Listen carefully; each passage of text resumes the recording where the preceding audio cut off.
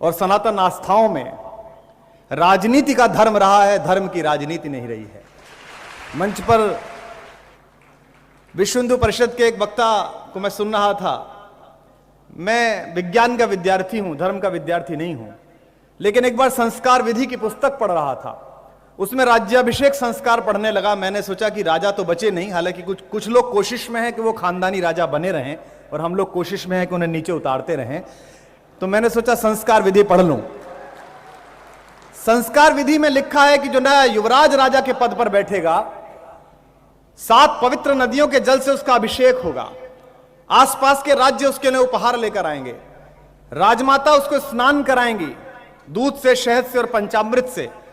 और जिस समय वो गद्दी पर बैठेगा तब कुल पुरोहित जो होंगे राज्यसभा के, वो उसे एक सोने का दंड देंगे और उसके हाथ में दंड देकर कहेंगे सर्वदंडोऽसि।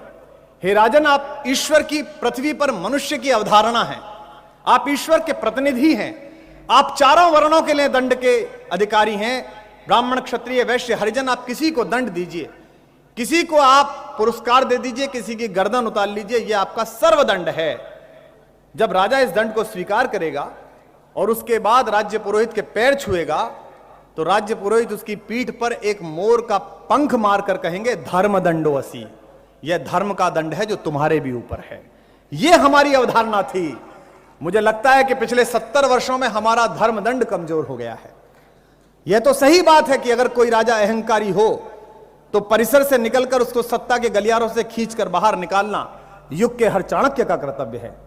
मैं भी एक विश्वविद्यालय में पढ़ाता रहा हूं। 2011 में राजीव जी की सरकार के साथ संघर्ष करते हुए मुझे उस नौकरी से इस्तीफा देना पड़ा। लेकिन लोग मुझसे जानना चाहते हैं कि आप कवि सम्मेलन या कविता छोड़कर राजनीति में क्यों आए। जिस समय सिकंदर का आक्रमण हुआ, तक्षशिला के एक स्नातक और अध्यापक चाणक्य ने भारत के सारे राजवंशों के दरवाजे पर हुंकार लगाई और कहा देश लुटने वाला है, आपस की लड़ाई छोड़िए, एक साथ आ जाइए। लेकिन किसी ने उस पर ध्यान नहीं दिया। जब वो देश के सबसे बड़े दरवाजे पर गया, पटना में महाराज नंद के, तो नंद के राज्यसभा में दोपहर के समय नृत्य चल रहा था और सुरा सेवन चल रहा था, मदिरा पी जा रही थी। उसने कहा आपसे समय चाहिए। राजा ने कहा यह कौन मूर्ख प्रोफेसर आ गया हमारा आनंद खत्म करने के लिए, हमारा भारत उत्सव खत्म करने के लिए। उसको बाहर निकाल दिया गया। चाणक्य उसके बाद किसी राजा के दरबार में नहीं गया। उसने संकल्प लिया उस शिक्षक ने, और सड़क के किनारे बैठे हुए एक सामान्य युवक चंद्रगुप्त को भारत का सम्राट बना दिया।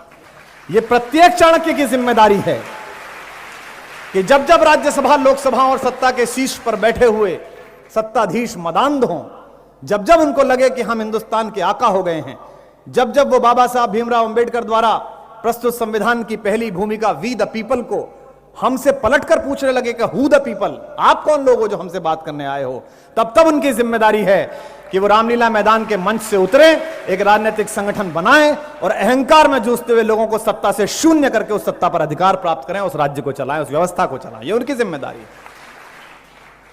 राजनीति इतनी अप्रासंगिक वस्तु नहीं है। राजनीति युग धर्म है। ये महात्मा तिलक की जगह है। आजादी का एक आंदोलन का समय ऐसा था जब आजादी के लिए लड़ने वाले सभी लोग तिलकाइट्स कहलाते थे। एक बाहर से आए हुए पत्रकार ने महात्मा तिलक से पूछा था कि अगर आजादी आ गई तो फिर आप क्या करेंगे, आपका आंदोलन तो आजादी का है। तो उन्होंने कहा विज्ञान का शिक्षक हूं, गणित का शिक्षक हूं, गणित पढ़ाऊंगा वापस जाकर। मेरा क्या काम है, मैं युग का चारण हूं, कविता गाने वाला हूं। मैंने कभी इन युवाओं के लिए प्रेम के गीत गाए हैं, कभी इसी महाराष्ट्र से गए हुए बेटे के लिए रामलीला में होठों पर गंगा हो, हाथों पर तिरंगा हो गाया है। अगर इस मंच पर बैठे हुए या इस मंच से इतर सुनते हुए राजनीति के सारे लोग युग धर्म की शाश्वत, प्रांजल, ईमानदार राजनीति करने लगेंगे तो मुझ जैसे अध्यापक को फिर क्लास में जाके कविता पढ़ानी है, फिर क्लास में जाके लेक्चर देना है, हमें कहां राजनीति करनी है।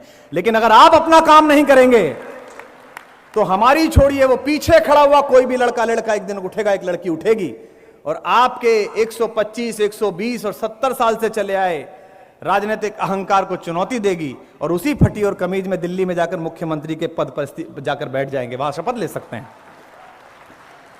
इसलिए राजनीति करने वाले लोगों को यह ध्यान रखना है कि जिस कार्य के लिए उन्हें नियत किया गया है व्यवस्था द्वारा, उसका वो आदर करें।